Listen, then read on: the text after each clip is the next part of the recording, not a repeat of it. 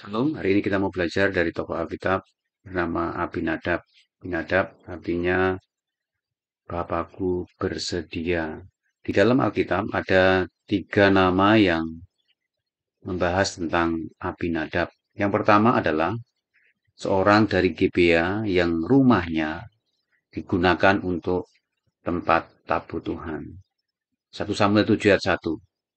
Lalu orang-orang Kiryat Yarim datang, mereka mengangkut tabut Tuhan itu dan membawanya ke dalam rumah Abinadab yang di atas bukit. Dan Eliezer anaknya mereka kuduskan untuk menjaga tabut Tuhan itu. Jadi waktu itu tabut Tuhan ini berada di tangan orang Filistin. Tapi Tuhan menekan orang-orang di sana dengan sangat berat. Di antaranya Dagon orang Filistin terjatuh di hadapan tabut Tuhan. Bahkan kepala dan tangannya terpenggal dan terpelanting ambang pintu.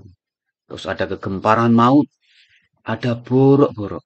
Orang Filistin sudah tidak kuat, akhirnya diserahkan kepada bangsa Israel. Dan orang Kiryat Yearim datang, mereka mengangkut tabut itu dan membawanya ke dalam rumah Abinadab.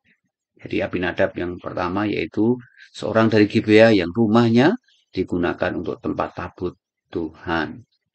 Yang kedua, Abinadab adalah anak kedua dari Isai, kakak Raja Daud. 1 Samuel 16 ayat 8. Lalu Isai memanggil Abinadab dan menyuruhnya lewat di depan Samuel. Tetapi Samuel berkata, orang ini pun tidak dipilih Tuhan. Waktu itu Samuel disuruh Tuhan untuk ke rumah Isai, untuk mengurapi anak Isai menjadi seorang raja. Dari kakak-kakak Raja Daud disuruh tampil satu persatu di depan Samuel. Dan anak yang kedua namanya Abinadab yang disuruh tampil di depan Samuel. Samuel berkata, orang ini pun tidak dipilih Tuhan. Akhirnya yang terakhir, Daud yang diurapi. Itu yang kedua. Yang ketiga adalah Abinadab adalah anak Saul yang dibunuh orang Filistin. 1 Samuel 31 ayat 2. Orang Filistin terus mengejar Saul dan anak-anaknya dan menewaskan Yonatan, Abinadab, dan Malkisua, anak-anak Saul.